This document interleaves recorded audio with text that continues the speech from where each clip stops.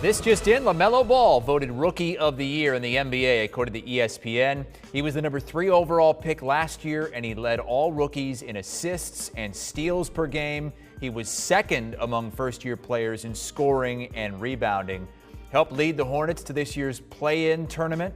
Just the 14th rookie in NBA history to average 15, 5, and 5. And the third Charlotte player to win Rookie of the Year. Larry Johnson, Grandmama did it. So did Emeka Okafor. Played just 51 games this season due to a fractured wrist. The season was also shortened, 10 games because of COVID.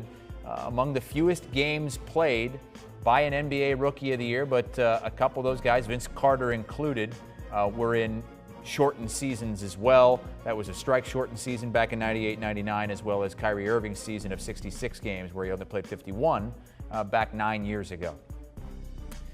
Let's bring in Bill Reiter on what has been an extremely busy day in the NBA today. This was news we expected. LaMelo Ball returning from injury. We weren't sure if that was going to happen. And even though his team kind of faltered down the stretch, he got them to the play-in tournament and really surpassed all expectations his rookie year. What did you think? Yeah, Chris, I think that's exactly right. I mean, this is very well deserved. I think there's some irony that even though we're finally talking about basketball and not injuries, his season was largely defined in part by injuries, right? I mean, the reason he played so few games because he was hurt in this sort of bizarre year. But when he was on the floor, and you walked us through it, he was incredibly dynamic. His impact on that team, he's obviously the floor general, and as a young guy, the leader and one of the leaders of that basketball team. I thought it was close. I had Anthony Edwards pretty close. I did vote on my ballot LaMelo Ball number 1 and Edwards number 2. And it was that final stretch, down the stretch at the end of the season, where he really played in crunch time games and games that mattered and played at a high level that I think distinguished him and separated him from Anthony Edwards and some other young guys in the class. Still a teenager. We see what he can do as a first-year player in the league, but what do you think his ceiling can be in Charlotte? I think he can be a top 15, top 20 player. I know that in Charlotte they think he's going to become a markedly better shooter. You reference his defense. They love what he does on that end of the ball. He's a facilitator, and he's got one of those things that you can't teach, and that's confidence. And that's a fine line with young guys, and let's be frank, that's a fine line with the Ball family, because you're going to have, if you have that last name, it's true for his brother, it's true for LaMelo, if your last name is Ball, you're going to have guys who are going to come after you. I've had so many players describe to me, just because of the Ball's father, what they're going to do, and they're going to go after these young dudes. They're going to try to make them earn it. And for whatever reason, the limelight, the fame, the pressure, LaMelo hasn't been fazed by any of it. And on the right side of that line, not being arrogant, he's got a swagger that, at least in Charlotte, they think is going to make him not just successful in the NBA, but a winner, a guy able to win in big moments down the line. What else does this team need, though, to get over the hump? I know they needed a healthier Gordon Hayward, because when he did play, they were a pretty good team. But where are they as far as setting forth into the future? Yeah, I mean, I think they need some more shooters, but Gordon Hayward's the easy and the correct answer.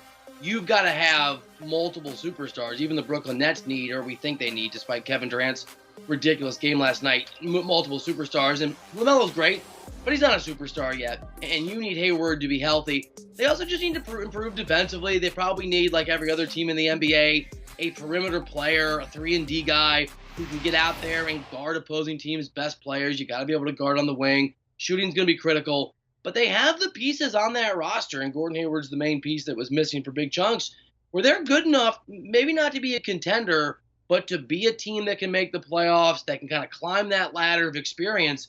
So I think, unlike a lot of other teams that are looking at young guys as their future, they're in really good shape. Looking back at last year's draft, I remember talking with some of our analysts who said that, look, Charlotte's going to be in a great place if James Wiseman goes to the Golden State Warriors at number 2. I think there was some concern that they might trade out of there and that Ball might go away. How lucky were the Hornets to have Ball fall to them at 3?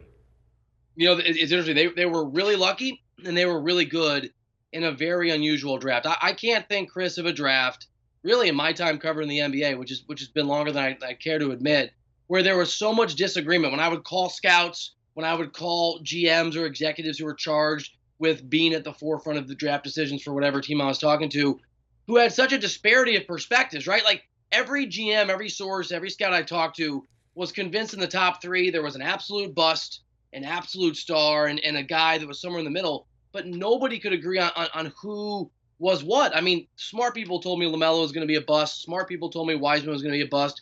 Smart people told me Edwards was going to be a bust. But one source in particular who's got a track record of remarkable success at drafting and really developing talent, who had no chance to draft even the top 10, was convinced it was LaMelo Ball, was sure it was LaMelo Ball as the star. And for me, that was enough to buy in. I think this person's as good as anybody in the NBA at draft evaluation.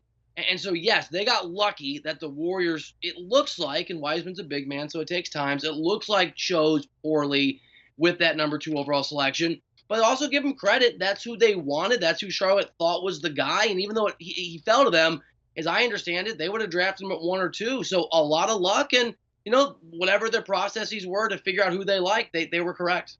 Yeah, you say what you want about Michael Jordan. I mean, he hasn't really accomplished a ton, as an owner in the NBA. Got this one right. No question about it. Bill Reiter joining us here on CBS Sports HQ as we learn the Rookie of the Year today, LaMelo Ball. These are some of the other awards. Nikola Jokic was MVP. He's been eliminated. Rudy Gobert, the Defensive Player of the Year, going to be in action tonight in a Game 5 against the Clippers. Jordan Clarkson as well, the 6th Man of the Year. Randall and the Coach of the Year, Tom Thibodeau, also have been eliminated from postseason contention.